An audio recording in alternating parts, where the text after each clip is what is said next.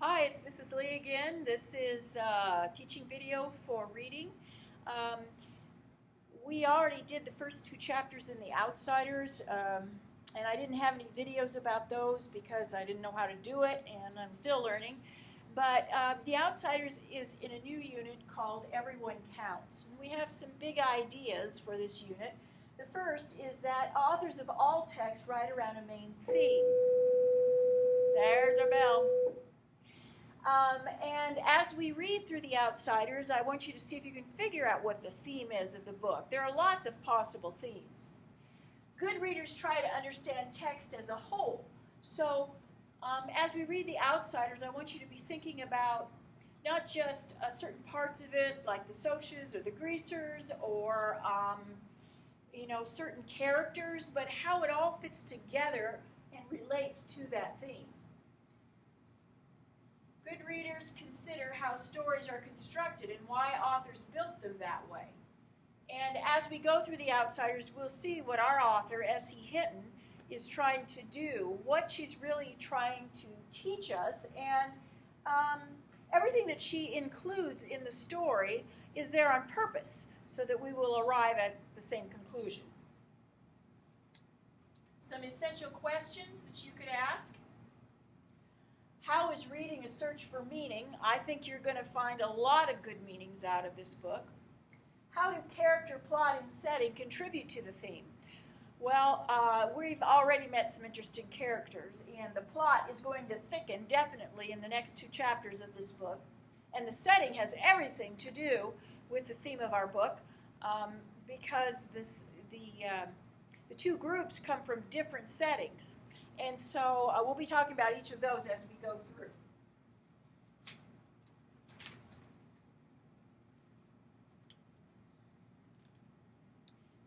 All right, I'm going to have us talk a little bit from the PowerPoint, not a whole lot here. I don't know what you can see of that. I'm going to turn the lights off.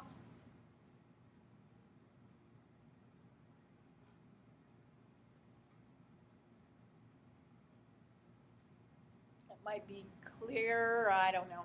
All right, so The Outsiders was written by S.E. Hinton. Now, the interesting thing about this is that S stands for Susan and E for Eloise.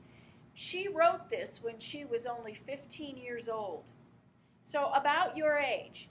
16, she was putting the finishing touches on it before it actually got published.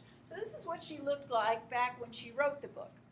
The reason she wrote the book was because she saw a lot of the same kinds of people in the town where she lived. And she just wanted to write about what she knew. This is how S.E. Hinton later, as she looks as an adult, and we're going to find out more about her as we go.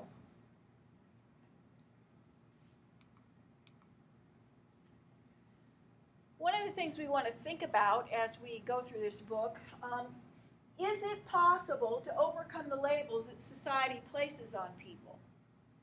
Well, that's an interesting thing to think about because we all label people. We probably shouldn't, but we do. So I'd like you to think of some labels that people place on others. Can you think of any? Maybe you call people preppies. They're preps. The way they dress or act. Maybe you call people jocks by the way they dress and act, or the sports that they can play. Or maybe you call people tryhards because they work hard in school. There are all kinds of labels people call each other.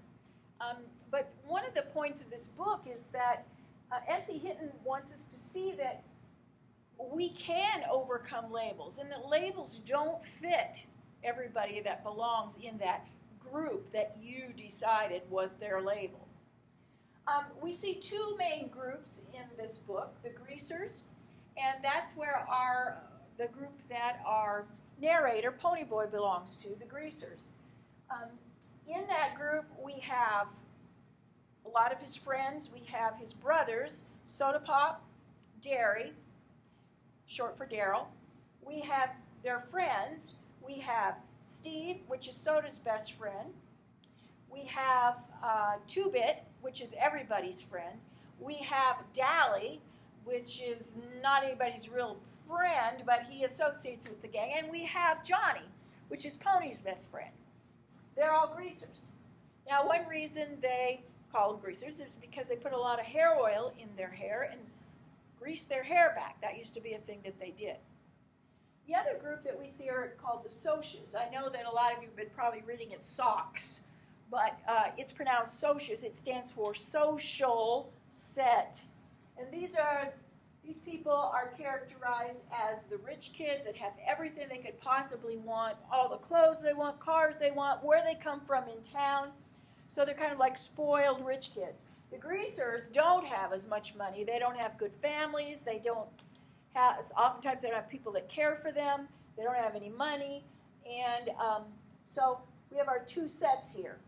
Now the whole book is about the conflict between these two groups. But how Pony begins to see that they have more in common than he first thought. Chapter 1 shows us that greasers don't always fit their stereotype. For example, Pony Boy, he doesn't fit his stereotype at all of a greaser. He does well in school. He loves to read. He likes to think about movies and books.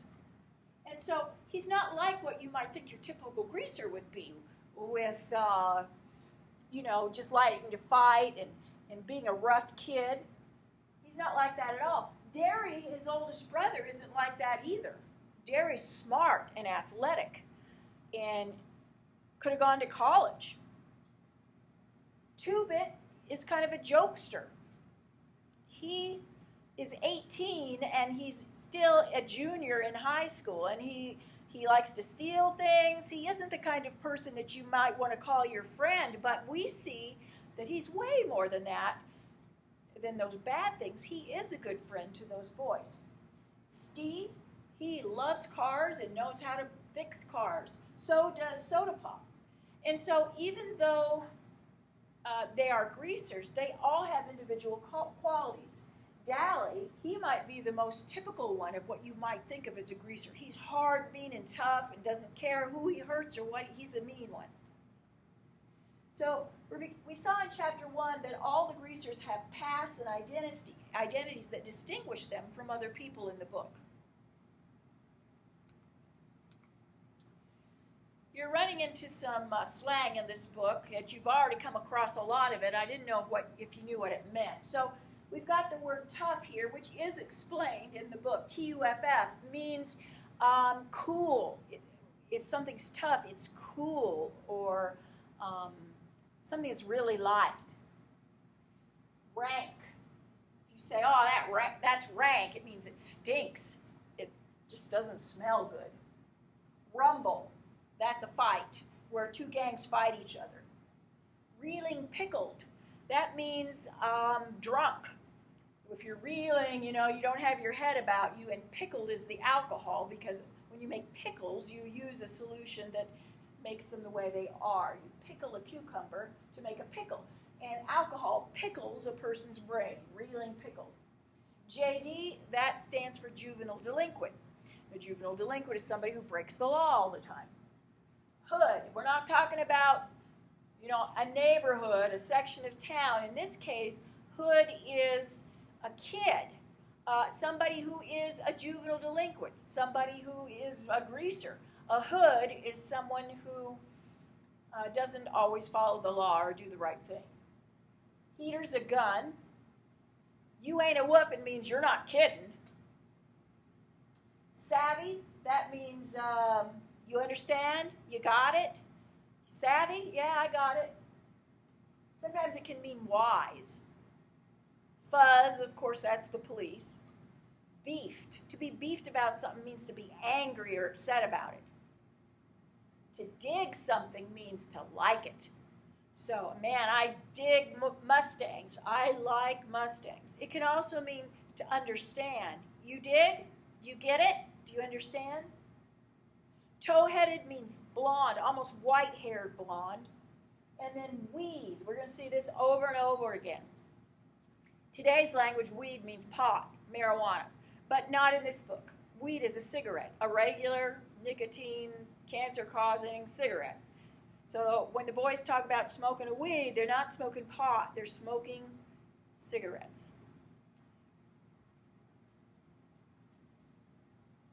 Okay, now I asked you to read chapter 2, and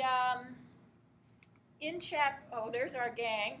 You can't really see them very well there. Here's Soda, here's Dally,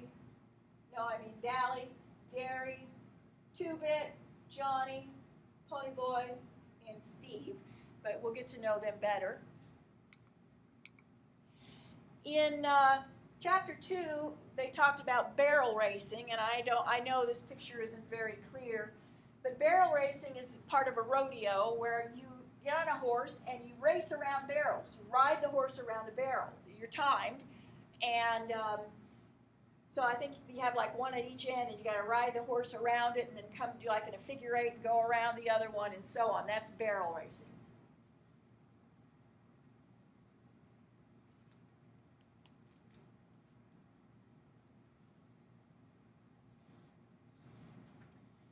When you finish chapter 2, I asked you to do this assignment where you figured out a Facebook news feed for each of the characters based on the activities of the night before.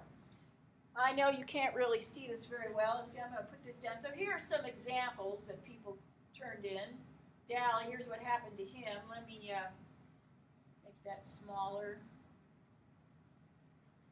So Dally says, I got rejected by 2 cute socias and got coke thrown in my face. And I also slashed tires, almost got in a fight. It's been a good night. Johnny says, had a great night. Felt like a hero. Got a crush on a soc. Heart emoji there. Ponyboy says, props to my boy Johnny for standing up for Cherry. Two-Bit, man, I scared the poop out of Johnny K and Ponyboy. They were hanging out with 2 mighty fine soc girls, and I may have been a little wasted.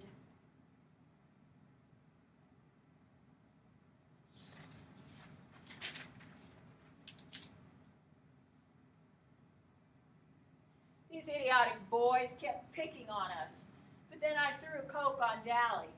Then Johnny and Ponyboy came along, and then I made a new friend. I can't stay around Dally, though, because I might start liking him. And Marcia? Stupid greasers. At least Two-Bit and Johnny were nice to me. All right, so those were some possibilities. I have not yet graded that. I will do that soon. Okay, so now what I'm going to do, first I'm going to turn on the light.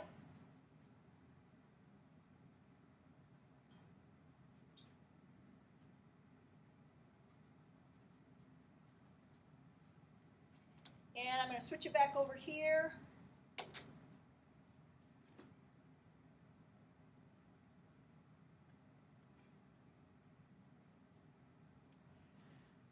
So, at the end of chapter 2 on page 36, Ponyboy says this.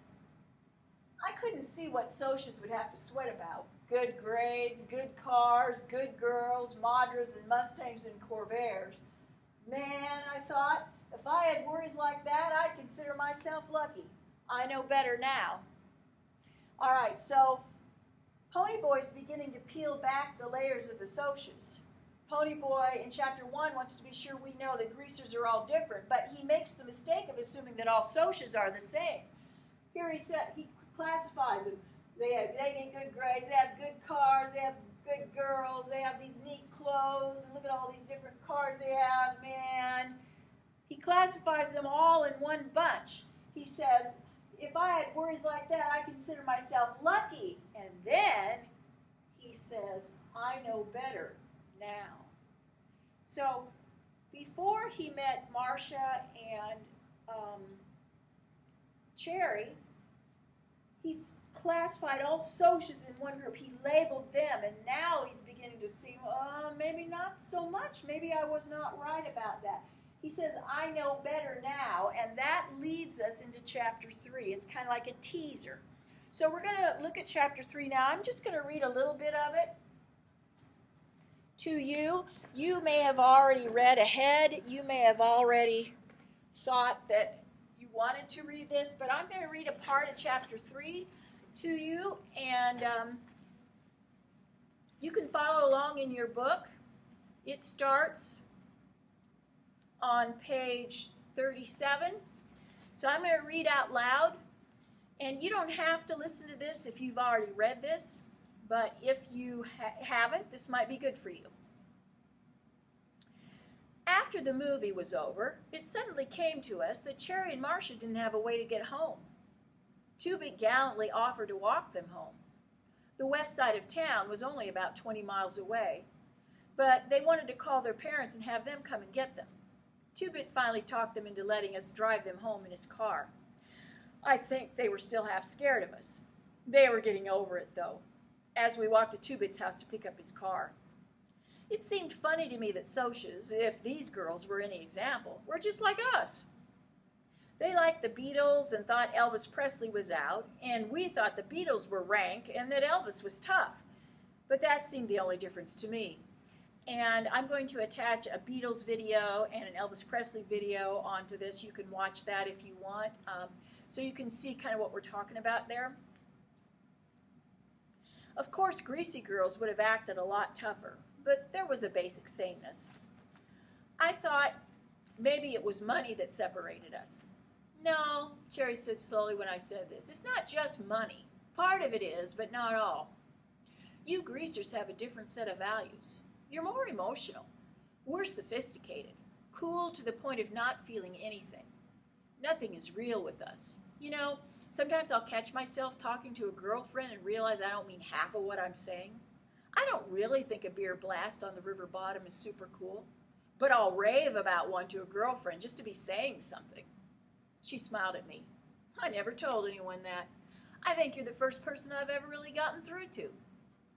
She was coming through to me, all right, probably because I was a greaser and younger. She didn't have to keep her guard up with me. Rat race is a perfect name for it, she said. We're always going and going and going and never asking where. Did you ever hear of having more than you wanted so that you couldn't want anything else and then started looking for something else to want? It seems like we're always searching for something to satisfy us and never finding it. Maybe if we could lose our cool, we could. That was the truth. Socs were always behind a wall of aloofness, careful not to let their real selves show through. I had seen a social club rumble once. The Socs even fought coldly and practically and impersonally. That's why we're separated, I said. It's not money, it's feeling. You don't feel anything, and we feel too violently. And, she was trying to hide a smile, that's probably why we take turns getting our names in the paper. Two-Bit and Marcia weren't even listening to us. They were engaged in some wild conversation that made no sense to anyone but themselves. I have quite a rep for being quiet, almost as quiet as Johnny. Two-Bit always said he wondered why Johnny and I were such good buddies. You must make such interesting conversation, he'd say, cocking one eyebrow. You keeping your mouth shut and Johnny not saying anything. But Johnny and I understood each other without saying anything. Nobody but Soda could really get me talking, till I met Cherry Valance. I don't know why I could talk to her. Maybe for the same reason she could talk to me. The first thing I knew, I was telling her about Mickey Mouse, Soda's horse. I had never told anybody about Soda's horse. It was personal. Soda had this buckskin horse, only it wasn't his. It belonged to a guy who kept it at the stables where Soda used to work. Mickey Mouse was Soda's horse, though. The first day Soda saw him, he said, "There's my horse," and I never doubted it. I was about 10 then. Soda Pop is horse crazy. I mean it. He's always hanging around stables and rodeos, hopping on a horse every time he gets a chance. When I was 10, I thought that Mickey Mouse and Soda looked alike and were alike. Mickey Mouse was a dark gold buckskin, sassy and ornery, not much more than a colt. He'd come when Soda called him. He wouldn't come for anyone else. That horse loved Soda. He'd stand there and chew on Soda's sleeve or collar. Gosh, but Soda Pop was crazy about that horse. He went down to see him every day. Mickey Mouse was a mean horse. He kicked other horses and was always getting into trouble. I got me an ornery pony, Soda'd tell him, rubbing his neck. How come you're so mean, Mickey Mouse? Mickey Mouse would just chew on his sleeve and sometimes nip him, but not hard. He may have belonged to another guy, but he was Soda's horse. Does Soda still have him? Cherry asked. He got sold, I said. They came and got him one day and took him off. He was a real valuable horse, pure quarter. She didn't say anything else, and I was glad. I couldn't tell her that Soda had bawled all night long after they came and got Mickey Mouse. I had cried too, if you want to know the truth, because Soda never really wanted anything except a horse, and he'd lost his. Soda had been 12 then, going on 13. He never let on to Mom and Dad how he felt, though, because we never had enough money, and usually we had a hard time making ends meet. When you're 13 in our neighborhood, you know the score. I kept saving my money for a year, thinking that someday I could buy Mickey Mouse back for Soda. You're not so smart at 10. You read a lot, don't you, Pony Boy? Cherry asked. I was startled. Yeah? Why? She kind of shrugged. I could just tell. I bet you watch sunsets, too. She was quiet for a minute after I nodded. I used to watch them, too, before I got so busy. I pictured that, or tried to. Maybe Cherry stood still and watched the sunset while she was supposed to be taking the garbage out. Stood there and watched and forgot everything else until her big brother screamed at her to hurry up. I shook my head. It seemed funny to me that the sunset she saw from her patio and the one I saw from the back steps was the same one. Maybe the two worlds we lived in weren't so different. We saw the same sunset. I'm on page 41 now if you got lost. Marcia suddenly gasped. Cherry, look what's coming. We all looked and saw a blue Mustang coming down the street. Johnny made a small noise in his throat, and when I looked at him, he was white. Marcia was shifting nervously. What are we going to do? Cherry bit a fingernail. Stand here, she said. There isn't much else we can do. Who is it? Two-Bit asked. The FBI? No, Cherry said bleakly. It's Randy and Bob. And, Two-Bit added grimly, a few other of the socially elite checkered shirt set. Your boyfriends? Johnny's voice was steady, but standing as close to him as I was, I could see he was trembling. I wondered why. Johnny was a nervous wreck, but he was never that jumpy. Cherry started walking down the street. Maybe they won't see us. Act normal. Who's acting? Two-Bit grinned. I'm a natural normal. Wish it was the other way around, I muttered, and Two-Bit said, Don't get mouthy, Pony Boy. The Mustang passed us slowly and went right on by. Marcia sighed in relief. That was close. Cherry turned to me. Tell me about your oldest brother. You don't talk much about him. I tried to think of something to say about Derry and shrugged. What's to talk about? He's big and handsome and likes to play football. I mean, what's he like? I feel like I know Soda from the way you talk about him. Tell me about Derry. And when I was silent, she urged me on. Is he wild and reckless like Soda? Dreamy like you? My face got hot as I bit my lip. Derry. What was Derry like? I started to say he was a good old guy, but I couldn't. I burst out bitterly. He's not like Soda Pop at all, and he sure ain't like me. He's hard as a rock and about as human. He's got eyes exactly like frozen ice. He thinks I'm a pain in the neck. He likes Soda. Well, everybody likes Soda, but he can't stand me. I bet he wishes he could stick me in a home somewhere, and he'd do it, too, if Soda'd let him. Two-Bit and Johnny were staring at me now. No, Two-Bit said, dumbfounded. No, Pony Boy, that ain't right. You got it wrong. Gee, Johnny said softly, I thought you and Derry and Soda got along real well. Well, we don't, I snapped, feeling silly. I knew my ears were red by the way they were burning, and I was thankful for the darkness. I felt stupid. Compared to Johnny's home, mine was heaven. At least Derry didn't get drunk and beat me up or run me out of the house, and I had Soda Pop to talk things over with. That made me mad. I mean, making a fool of myself in front of everyone. And you can shut your trap, Johnny Cade, because we all know you ain't wanted at home either, and you can't blame them. Johnny's eyes went round, and he winced as though I'd belted him. Two-Bit slapped me a good one across the side of the head, and hard. Shut your mouth, kid. If you wasn't Soda's kid brother, I'd beat the tar out of you. You know better than to talk to Johnny like that. He put his hand on Johnny's shoulder. He didn't mean it, Johnny. I'm sorry, I said miserably. Johnny was my buddy. I was just mad. It's the truth, Johnny said with a bleak grin. I don't care. Shut up talking like that, Two-Bit said fiercely, messing up Johnny's hair. We couldn't get along without you, so you can just shut up. It ain't fair, I cried passionately. It ain't fair that we have all the rough breaks. I didn't know exactly what I meant, but I was thinking about Johnny's father being a drunk and his mother a selfish slob and Two-Bit's mother being a barmaid to support him and his kid sister after their father ran out on them and Dally, wild, cunning Dally, turning into a hoodlum because he'd die if he didn't, and Steve, his hatred for his father coming out in his soft, bitter voice and the violence of his temper.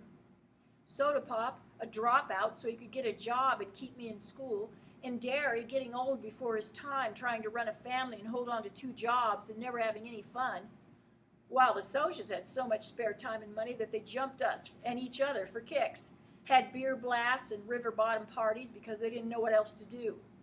Things were rough all over, all right, all over the east side. It just didn't seem right to me. I know, Two-Bit said with a good-natured grin. The chips are always down when it's our turn. But that's the way things are, like it or lump it. Cherry and Marcia didn't say anything. I guess they didn't know what to say. We had forgotten they were there. Then the blue Mustang was coming down the street again, more slowly. Well, Cherry said resignedly, they've spotted us. The Mustang came to a halt beside us, and 2 boys in the front seat got out. They were Socias, all right. One had on a white shirt and a Madras ski jacket, and the other a light yellow shirt and a wine-colored sweater. I looked at their clothes and realized for the first time that evening that all I had was a pair of jeans and Soda's Old Navy sweatshirt with the sleeves cut short. I swallowed. Two-Bit started to tuck in his shirt tail, but stopped himself in time. He just flipped up the collar of his black leather jacket and lit a cigarette. The Socias didn't even seem to see us. Cherry, Marcia, listen to us, the handsome black-haired Soc with the dark sweater began. Johnny was breathing heavily, and I noticed he was staring at the Socia's hand. He was wearing 3 heavy rings. I looked quickly at Johnny, an idea dawning on me. I remembered that it was a blue Mustang that had pulled up beside the vacant lot and that Johnny's face had been cut up by someone wearing rings. The Socia's voice broke into my thoughts. It's just because we got a little drunk last time. Cherry looked mad. A little? You call reeling and passing out in the streets a little?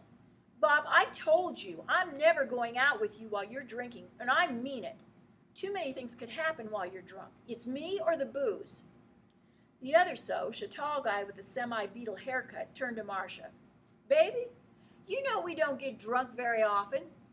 When she only gave him a cold stare, he got angry. And even if you are mad at us, it's no reason to go walking the streets with these bums. Two-Bit took a long drag on his cigarette. Johnny slouched and hooked his thumbs in his pockets, and I stiffened. We can look meaner than anything when we want to. Looking tough comes in handy. Two-Bit put his elbow on Johnny's shoulder. Who you calling bums? Listen, greasers, we got 4 more of us in the back seat. Then pity the back seat, Two-Bit said to the sky. If you're looking for a fight. Two-Bit cocked an eyebrow, but it only made him look more cool. You mean if I'm looking for a good jumping?